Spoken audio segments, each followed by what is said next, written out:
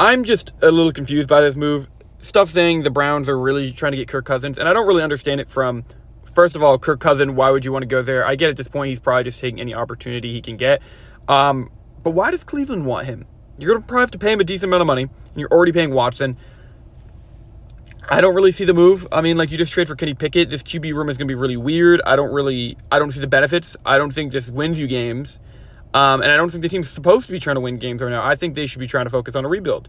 They should have moved Garrett for a haul of picks. I think holding on to him is a very weird decision. And I think it's one of those, like, hey, like, he's just so good, we don't want to let him go situations. Which I get. Like, when you have a guy like as good as Myles Garrett, you want to keep him around. But at the same time, you could have gotten so many picks for Garrett and then retooled this whole team, and then by the time Watson's contract up, this team could be looking to maybe make a playoff push in a few years. But instead, you're going to middle around with kind of washed veteran quarterbacks and holding contracts and overpaying a guy to keep him around. It feels weird. It feels like typical Browns poor management, and it's kind of something I've wanted to talk about recently. That's just being, I think way too many teams in the league have owners that don't really care about making the playoffs or winning, and they don't really care about retooling the roster.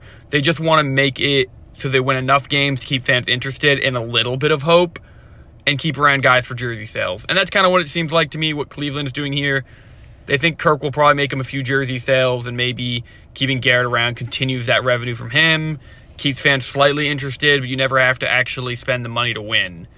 And it just feels weird. I would hate being a Cleveland fan. I'm luckily a Patriots fan, and we spend a lot of money to try to retool the roster. I think that's what a team does when they actually want to improve the roster and make changes, whereas this is we don't actually want to be successful. We just want to keep you around.